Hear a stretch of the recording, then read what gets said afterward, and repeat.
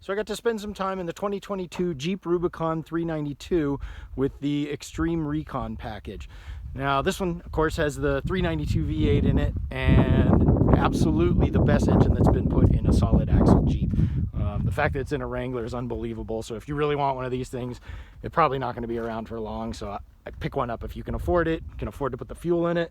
That's one thing, is it runs on premium fuel. So you'll be running around 12 to 13 miles per gallon on the street, and off-road I'm typically getting about 5 to 6 miles per gallon. So you're probably looking at around 200 miles per tank if you're lucky, like with aggressive driving. So if you got long distance to go, this probably is not the engine combination for you, but hands down the best engine and transmission combination that's been put in the Wrangler for sure.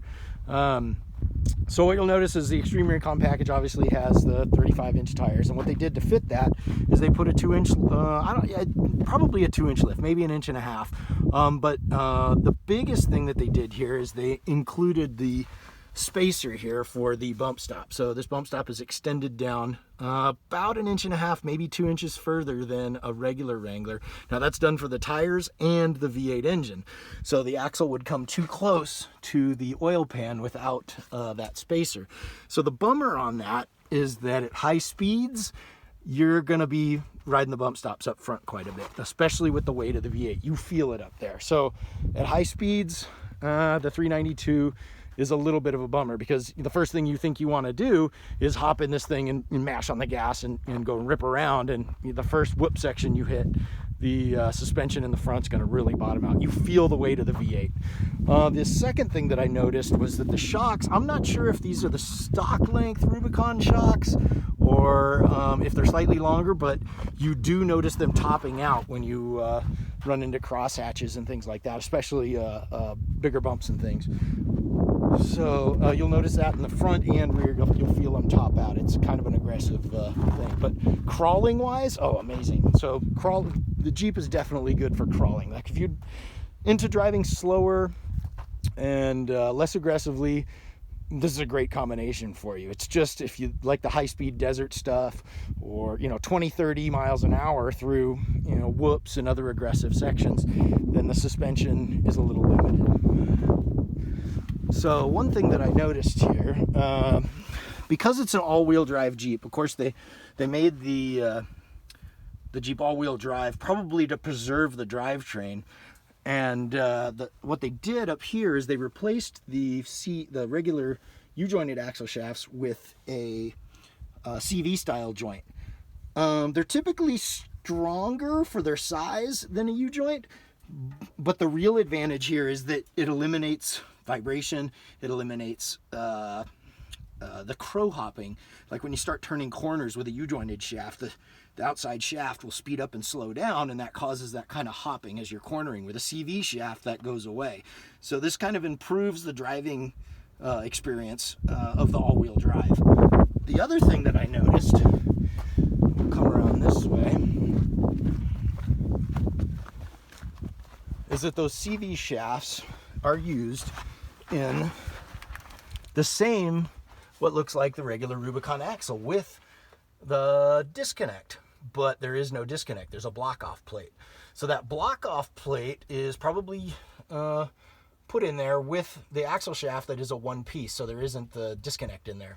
So this could be, these axle shafts, these CV axle shafts, might be a cool upgrade for a regular Rubicon. So you'll eliminate that crow hop when turning, and they might be a little stronger than the U-joints, especially when turning. The advantage that CVs have is that regardless of if you're turned or if you're straight, they're the same strength. So a U-joint can't say that. So a U-joint, when you turn it, it's weaker than it is when you're steering, when their steering is set straight. Here's the suspension fully compressed in there. The shocks, the length of the shocks seem fine as far as compression goes. I only noticed when it comes down. One other thing they did on here is put a damper on this front axle. Since this front axle is spinning all the time, it looks like they put like a damper here on the pinion to probably help reduce vibration. The oil pan looks like it hangs down pretty low, so it's probably a good idea to consider some aftermarket skid plates if you plan on going the rocks with this thing. Of course, you can see the transmission lines there and the transmission pan. Those all look fairly vulnerable if you're planning on going in the rocks. Big exhaust hangs down. Let's see what else back here. The full-time transfer case. People ask me if that's a problem, like if the transfer case is gonna frag or anything like that. I don't see that being an issue. Again, the reason they did the all-wheel drive in the 392 was probably to preserve the rest of the drive thing. That would include the drive shafts and the axles. So it spreads the load to both axles rather than giving you the ability to put full power to the rear axle in two-wheel drive. So back here, yeah, you'll really notice the rear shocks topping out when you start hitting the rough stuff at speeds. It's kind of a really loud clunk. Now maybe you could put limiting straps to reduce that, but you know it's really only a problem if you're going at higher speeds in relatively rough terrain. In choppy terrain, not an issue. You know, and just small rocks and cobbles and things like that, it's really not an issue. It's more of an issue when you start hitting the bigger bumps. So in the rear suspension, they also have a small spacer here. Let's see if we can get that.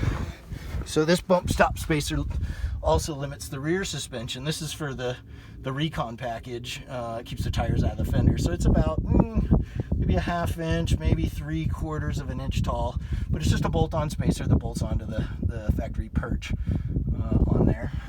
Obviously that's a factory bump stop extension. Tires, obviously you get lots of flex here.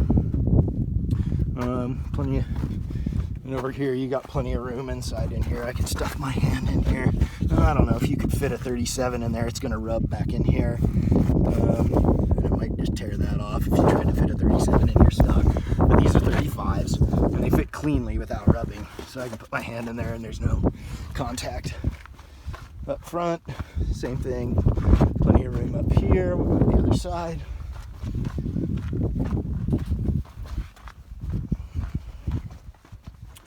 Again, no contact in here. It's plenty of room and the suspension's fully compressed. Fitting a 37 in the front looks like it'd be a little easier on the 392 than it would be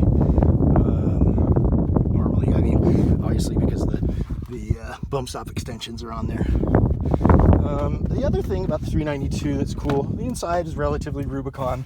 I mean, there's some cool stitching and things like that that's different, but the seats of the 392 have deeper bolsters here, so they're more comfortable. Of course, you get the stitching there, but it's a more comfortable seat with deeper bolstering, holds you in place. Other than that, I think that's it. If you have any other questions, write them in the comments and I'll get to them. But this is the Jeep Wrangler Rubicon 392 with the Xtreme Recon package.